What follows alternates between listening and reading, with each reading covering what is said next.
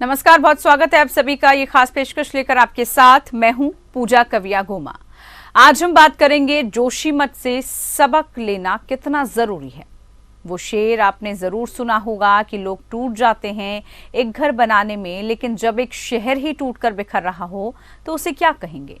एक धंसता हुआ हिमालय शहर जोशीमठ चीन से सटी सीमा के पास बांधों, सड़कों और सैन्य स्थलों के विस्तार के चलते पर्वत श्रृंखला की नाजुक परिस्थिति के बीच खतरे को उजागर कर रहा है। पर्यावरणविदों और कार्यकर्ताओं की ओर से दशकों पहले से ही इन जोखिमों के बारे में संकेत दे दिए जाते हैं। उनकी आशंकाएं हाल ही में जमीन धंसने के बाद सच भी होती दिखाई दे रही हैं।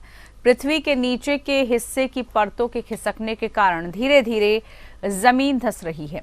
इससे अधिक ऊंचाई पर स्थित छोटे शहर जोशीमठ में सैकड़ों घरों में दरारें आने लगी। जोशीमठ उत्तरी पहाड़ी राज्य उत्तराखंड में 6000 फीट या 1830 मीटर की ऊंचाई पर है। लेकिन चिंता की बात यह है कि उत्तराखंड में सिर्फ जोशीमठ ही नहीं बल्कि कई दूसरे स्थानों के भी धंसने का खतरा है। ये उच्च भूकंपीय जोखिम वाला क्षेत्र कई सुरम्य कस्बों और गांवों के साथ जुड़ा हुआ है। ये हिंदू तीर्थ स्थलों और चीन के साथ भारत के सीमा विवाद में रणनीतिक चौकियों के लिए प्रवेश द्वार है। ये क्षेत्र पहले से ही लगातार मौसम की चरम परिस्थितियों से जुड़ी घटनाओं और भूस्खलन की चपेट में रहा है। साल 2013 में बड़े पैमाने पर बादल फटने से राज्य में 5000 से अधिक लोग मारे गए थे। उत्तराखंड में लगभग 155 अरब रुपए की संयुक्त अनुमानित लागत वाली 4 जलविद्युत परियोजनाएं वर्तमान में निर्माणाधीन हैं। जोशीमठ क्षेत्र में भूमि धंसने की घटनाएं 1970 के दशक की शुरुआत में दर्ज की गई थी। भारतीय अंतरिक्ष अनुसंधान संगठन के नेशनल रिमोट सेंसिंग सेंटर द्वारा जारी बयान और सैटेलाइट इमेज के अनुसार जोशीमठ कस्बे में 8 जनवरी तक 12 दिनों में अधिकतम तेजी 5.4 सेंटीमीटर का धंसाव हुआ। कर्णप्रयाग से भी पिछले दिनों धंसाव की खबरें आने लगी। तो क्या ये देवभूमि पर खतरे की महज शुरुआत है?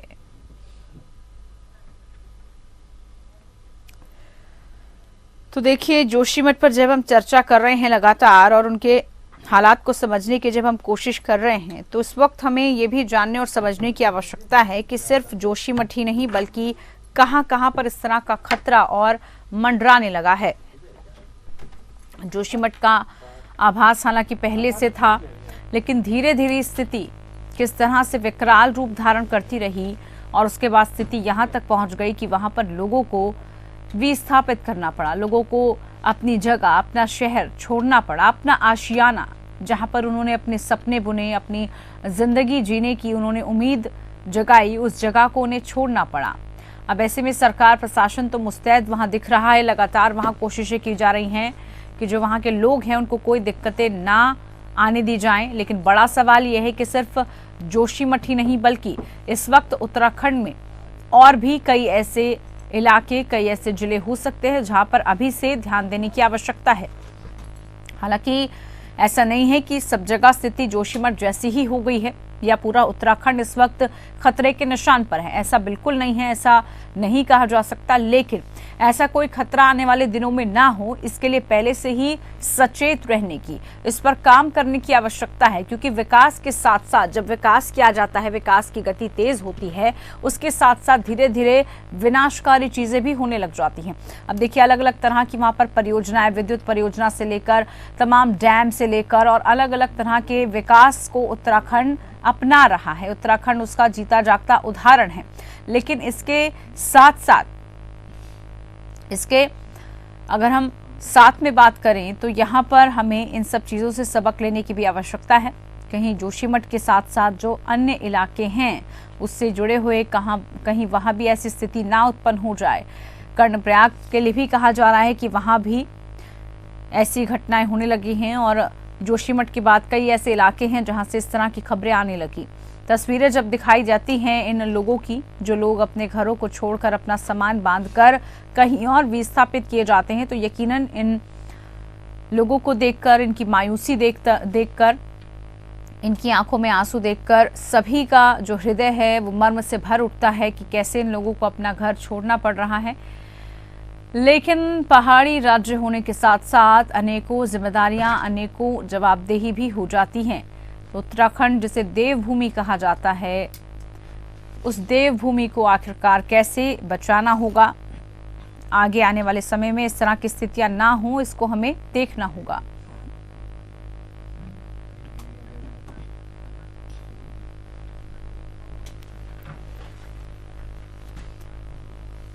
चलिए, आज की चर्चा इसी को लेकर है। हमारे साथ सभी खास मेहमान जुड़ चुके हैं पैनल में, सबका परिचय और उसके बाद चर्चा जोशीमठ से सबक लेने की। हमारे साथ सूर्या जी भूवैज्ञानिक जुड़े हैं, बहुत स्वागत है कार्यक्रम में आपका। हमारे साथ मधुकर गुप्ता जी आपदा प्रबंधन एक्सपर्ट के तौर पर जुड़े हैं, बहुत स्वागत है मधुकर जी कार्यक्रम में। जेपी मैथाणी जी हमारे साथ पर्यावरणविद के तौर पर जुड़े हैं, बहुत स्वागत है। और हमारे साथ संवाददाता हमारे आलोक सेमवाल जुड़े हुए हैं। तो सबसे पहले ताजा हालात और अपडेट के लिए आलोक के पास से रुख करते हैं। आलोक, जोशीमठ में जिस तरह की स्थिति चल रही है फिलहाल, क्या तमाम जानकारी मिल रही है, ताजा अपडेट क्या है वहां से? देखिए, जोशीमठ में लगातार जो है परिवारों को विस्थापित किया जा रहा है, क्योंकि दरारों का सिलसिला लगातार जारी है। 9 में से 4 वार्ड जो हैं वो असुरक्षित बताए गए हैं और सरकार लगातार लोगों को विस्थापित की जा रही है। मुआवजा राशि भी अभी दी जा रही है, 1.5 लाख के हिसाब से जो धनराशि दी जानी थी वो भी अब तक 125 परिवारों को दी जा चुकी है। उसके अलावा अभी प्रशासन मुस्तैद है लोगों को और जगह विस्थापित करने के लिए, रिलीफ सेंटर भी नए बनाए जा रहे हैं। जी, सूर्य प्रकाश जी हमारे साथ जुड़े हुए हैं। सबसे पहले आप ही से हम जरा समझना चाहेंगे, क्योंकि जिस तरह की स्थिति को लेकर हम जोशीमठ पर चर्चा कर रहे हैं और साथ ही साथ इस बात का आभास भी हम लोगों को हो रहा है सूर्य जी कि सिर्फ जोशीमठ ही नहीं बल्कि अनेकों ऐसी जगह हो सकती है जहां पर इस तरह की विकट समस्या आ जाए, जहां पर इस तरह की समस्या उत्पन्न ना हो। इसके लिए हमें पहले से ही जरूरी एहतियाती कदम क्या उठाने की जरूरत है, और आपको क्या लग रहा है, क्या यकीनन जोशीमठ के बाद हम सब सबक ले रहे हैं? मुद्दों के ऊपर बात करनी है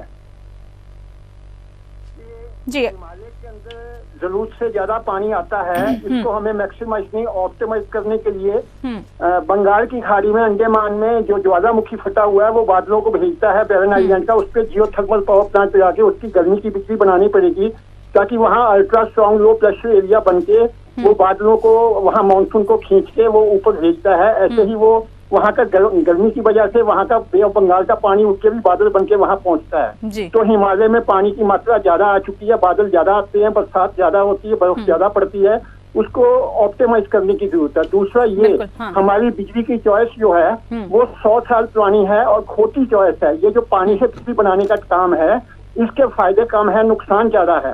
आकाश की बिजली का दोहन करना चाहिए। ये धरती मैग्नेटिक फील्ड है, ऊपर ionosphere good conductor of electricity है और सूर्य की गर्मी से आयोनोस्फीयर फैलता है, तो rate of change of magnetic field से वहाँ पे बिजली पैदा होती है। नासा उसके ऊपर पिछले 7 साल से काम करता है। कुदरत के द्वारा बनाया गया ये जो जाइगेंटिक एटमॉस्फेरिक जनरेटर है, इसकी बिजली का दोहन किया जाए। 800 करोड़ आदमियों के लिए फ्री की बिजली है। ये जो घटिया चीज के बिजली बनाने के आदमी के हैं मैन मेड एनर्जी सोर्सेज है, इनको बंद करो। जो नेचर का जनरेटर चल रहा है उसका दोहन करो। तीसरा, ये जो इन्होंने जोशीमठ के नीचे से टनल निकाली, जब जो बरसात का पानी होता है वो 2 रूप में होता है। एक वो सरफेस पे बहता है नदी के रूप में, एक वो ग्राउंड वाटर होता है जो नीचे गड्ढों में भर जाता है। जब इन्होंने टनल खोदी तो जो गड्ढे में पानी भरा हुआ था वो फट गया। वो फटने से, और इन्होंने जो टनल खोदी वो जोशीमठ के नीचे से खोदी। एक तो इन्होंने जोशीमठ की जो फाउंडेशन थी उसको खोद दिया, दूसरा उसमें वाटर का जो रेजर्वायर था वो फट गया, तो उसने बचा खुचा जो उसकी फाउंडेशन थी उसके अंदर पानी भर दिया। तो जोशीमठ जो है इसरो की रिपोर्ट है कि 2 फीट बैठ गया है। और जो कर्णप्रयाग की आप बात कर रहे हो वो हिमालय के अंदर जो एक्सेसिव रेनफॉल हो रहा है, एक्सेसिव स्नोफॉल हो रहा है, उसके लिए हमें बंगाल की खाड़ी में, अंडमान में जो ज्वालामुखी फटा हुआ है उसकी जियोथर्मल एनर्जी का दोहन करके बिजली बनानी है।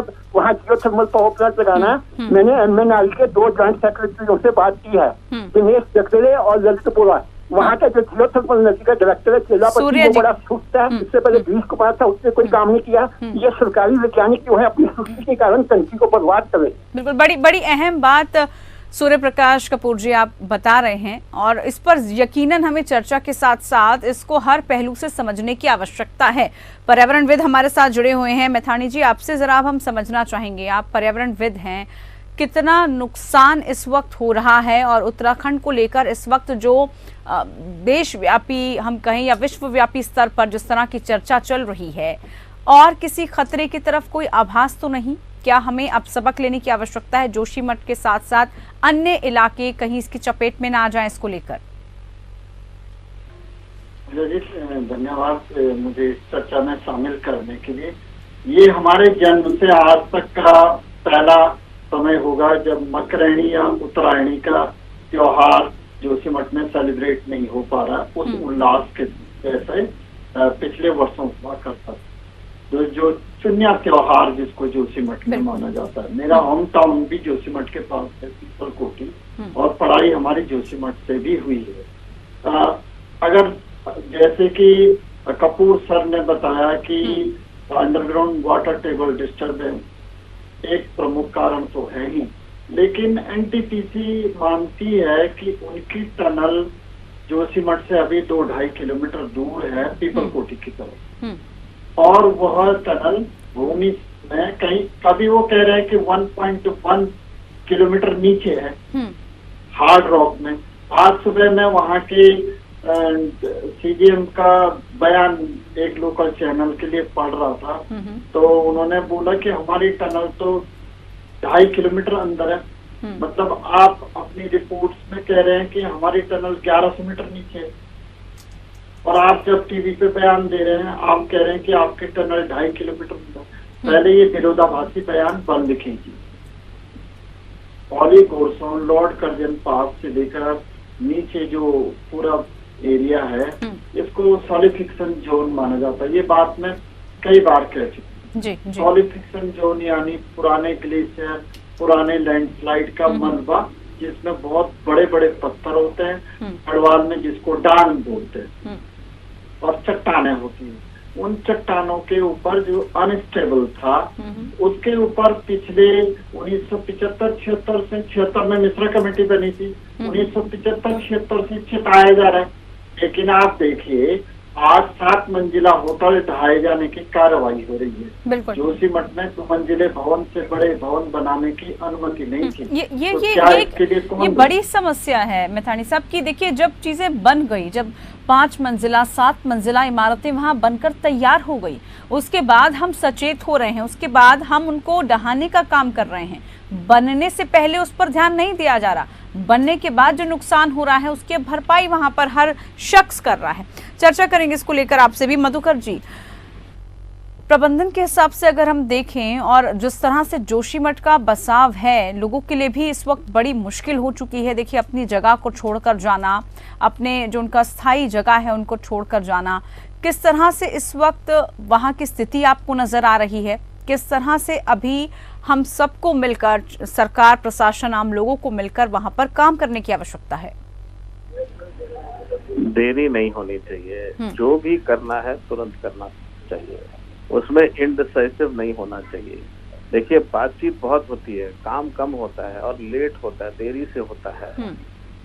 एक बार जो रीजन है वो इनस्टेबल हो जाता है, अनस्टेबल हो जाता है, तो उसको स्टेबल होने में वक्त लगता है। तो हमें तैयारी रखनी चाहिए कि इस तरह की घटनाएं इस क्षेत्र में, केवल जोशीमठ में नहीं, इस क्षेत्र में और हो सकती हैं। तो जो भी एहतियात हम बरत सकते हैं, पैनिक नहीं करें, पर जो भी एहतियात हम बरत सकते हैं उसको बरतें हैं, और जो प्रिपेयर्डनेस कर सकते, मिटिगेशन और प्रिपेयर्डनेस भी जारी रखें सारे रीजन में। ये सारा एक ही ज्योग्राफिक रीजन है, उसमें मिटिगेशन और प्रिपेयर्डनेस पे ध्यान रखें। बाकी जो घटना घट चुकी है, जो कर सकते हैं तीव्र गति से करें। और दूसरा, सहायता मांगने में भी कोई शर्म नहीं होनी चाहिए, दूसरी स्टेट से, नेशनल गवर्नमेंट से, इंटरनेशनल गवर्नमेंट से। बहुत सारे, जैसे मैंने पहले भी कहा था, बहुत सारे मुल्क ऐसे हैं जिनकी एक्सपर्टाइज है, बहुत सारे एक्सपर्ट्स मौजूद हैं, उनकी हेल्प लेने में भी कोई शर्म नहीं होनी चाहिए और हेजिटेशन नहीं होनी चाहिए। अगर हम इंटरनेशनल कम्युनिटी को भी इनफॉर्मली अपील करते हैं तो वहां से भी हेल्प आएगी। तो कोई पैनिक की स्थिति नहीं है, पर जो टेक्नोलॉजी है, जो एक्सपर्टाइज है, उसके लिए इंटरनेशनल कम्युनिटी को अप्रोच एक्सेस करने में। मधुकर जी, और किस तरह से वहां पर मतलब आपदा का आभास इस वक्त आपको नजर आ रहा है, और किस तरह से मैनेजमेंट को वहां पर काम करने की आवश्यकता है इस वक्त? देरी नहीं, उसके लिए हम देख रहे हैं प्रशासन जुटा है। गवर्नमेंट को कोऑर्डिनेट करना चाहिए, गवर्नमेंट को, और जो स्वयं सेवी संस्थाएं हैं उसके साथ साथ जो रिलीजियस इंस्टीट्यूशंस हैं, गुरुद्वारे हैं, मंदिर हैं, स्वामी नारायण है, इस्कॉन है, जो भी सेवा भावी इंस्टीट्यूशंस हैं, ये राधा स्वामी है, बहुत बहुत सारी गुरुद्वारे हैं। देखिए आप उत्तराखंड में बहुत सारी इंस्टीट्यूशन मौजूद हैं, सबकी सहायता लीजिए, सबका आह्वान करिए। देखिए it is basically man against nature. आदमी जब प्रकृति के खिलाफ कार्रवाई करता है तो सबको जुड़ना चाहिए। तो it is basically all human beings should come together to fight the fury of nature. Exactly. हम सबकी जिम्मेदारी है ये, और इसी को लेकर हम चर्चा कर रहे हैं कि हमें सबक लेने के साथ साथ कितनी जल्द से जल्द आगे इस पर काम करने की आवश्यकता है। सूर्या जी, जैसे अभी आपने बताया कि किस तरह से बहुत सारी खामियां हैं और उन खामियों का ही अब हमें असर दिख रहा है, उसी का ये परिणाम दिख रहा है। लेकिन अब जरा हम आपसे समझना चाहेंगे आसपास के एरिया से लेकर और किस तरह की जो ज़रूरत है इस वक्त उत्तराखंड के लिए हम सबको करने की है। जितने भी बड़े विद्वान लोग हैं, जितने भी बड़े विशेषज्ञ हैं, उनको किस तरह से इस पर जल्द से जल्द काम करने की आवश्यकता है। आप मुझे बोलने के लिए बोल रही हैं? जी सूर्या जी, आपसे। हाँ, ऐसा है कि इसरो की रिपोर्ट आई है कि जोशीमठ जो है 2 फीट सबसाइड कर दिया है जी। और उधर दुख की बात है कि इसरो भी एक सरकारी एजेंसी है और जो पॉलिटिशियन है, जो चीफ मिनिस्टर या दूसरे आदमी है, वो कह रहे हैं कि ये रिपोर्ट क्यों आई है। वो तथ्यों को दबाना चाहते हैं, वो तथ्यों से मुखातिब नहीं होना चाहते। हमारे कंट्री के अंदर ये जो है ना, झूठ बोलना, मक्कारी करना और फैक्ट्स को झुकसाना, ये सबसे बड़ी कमजोरी है।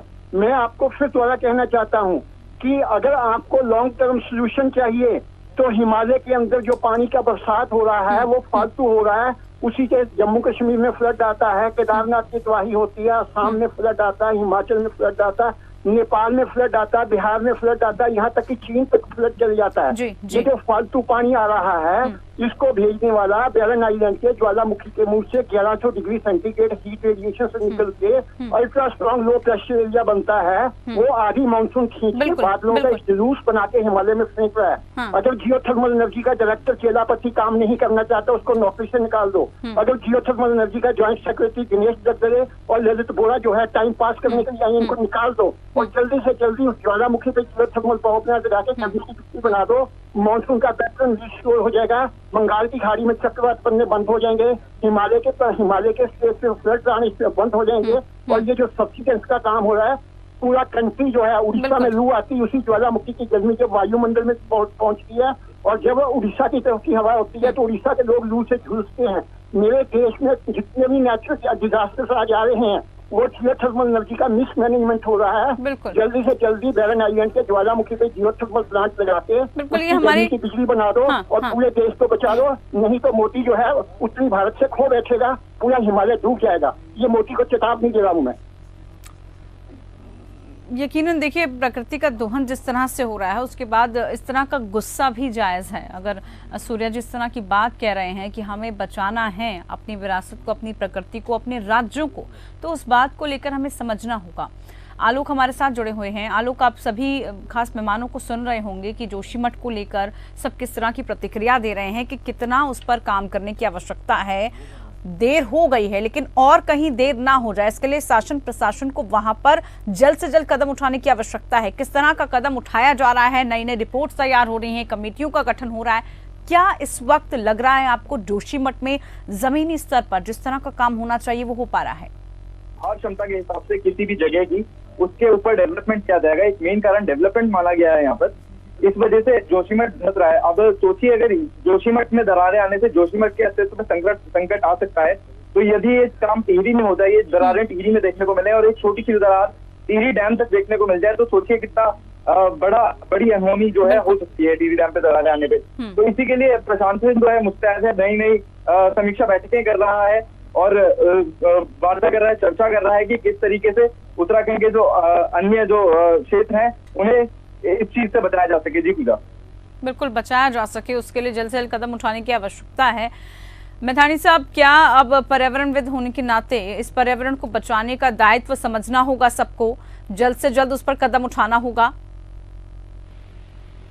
मुझे जी देखिए, औली में जो 10 नंबर टावर है और गोरसों बुग्याल तक जो बीच का पूरा फॉरेस्ट पैच है और 2.5 किलोमीटर नीचे सुनील में जो फॉरेस्ट पैच है हेलीपैड के ऊपर, जी दोनों में वनस्पतियां एक प्रकार से, हम्म पहले ये जंगल का पैच जुड़ा हुआ था, कई हजार वर्ष पूर्व ये फिसल के नीचे आ गया, तो ओली को आपने बता दिया कि स्कीइंग स्लोप है, आपने वहाँ क्लिफ टॉप क्लब रिजॉर्ट, कई सारे होटल एंड रिजॉर्ट बनाने की अनुमति दे दी। ये कह रहे हैं क्योंकि ओली के लिए जो मास्टर प्लान बना उसको कोई फॉलो अप नहीं कर। जोशीमठ में एसडीएम बैठता है, एसडीएम को उसका संज्ञान लेना चाहिए। नगर पालिका, ओली नगर पालिका क्षेत्र में नहीं आता, लेकिन ईओ जोशीमठ को कम से कम अपने नगर के 9 वार्डों में हो रहे विकास कार्यों का संज्ञान तो लेना चाहिए। अब अणमठ से लेकर और हेलंग तक बाईपास प्रपोज है, उसमें भी भारी मात्रा में एक्सप्लोसिव का यूज होता है। पहले विष्णुप्रयाग परियोजना की वजह से चाईथाई गांव में भारी संकट आया था, तो उस समय कई जियोलॉजिस्ट को जोशीमठ के होटल में बैठ के चांदी के कटोरे गिलास गिफ्ट किए गए ताकि वो प्रोजेक्ट के फेवर में रिपोर्ट दें। दुर्भाग्यपूर्ण स्थिति ये है कि हमारे लोग समय पे चेतते नहीं। 46 वर्ष पूर्व, लगभग 45-46 वर्ष पूर्व मिश्रा कमेटी की रिपोर्ट आई, अगर उस पर ईमानदारी से काम किया जाता। चिपको आंदोलन के प्रणेता चंडी प्रसाद भट्ट जी इस बात को बार बार कहते रहे। परसों जियोलॉजिस्ट एमपीएस अलकनंदा के तट पे गए थे, उन्होंने वहां दिखाया कि कैसे पेड़ हॉकी के आकार में टेढ़े हो गए। वो इस बात का प्रमाण है कि पिछले 30-40 वर्षों में जोशीमठ की जमीन क्रीपिंग मूवमेंट में धीरे धीरे अलकनंदा की तरफ बिल्कुल जो होना था वो हो रहा है, और आपदा जिस तरह की आने वाली है या आती हुई दिख रही, उसको लेकर काम अब क्या हो रहा है ये बड़ा सवाल है, और कैसे इसको लेकर हम सबको सबक लेने की आवश्यकता है वो इस वक्त सबसे ज्यादा जरूरी है। बहुत शुक्रिया आप सभी खास मेहमानों का, आप जुड़े हमारे साथ जोशीमठ को लेकर, ये हमारी खास पेशकश थी। फिलहाल के लिए इतना ही, नमस्कार।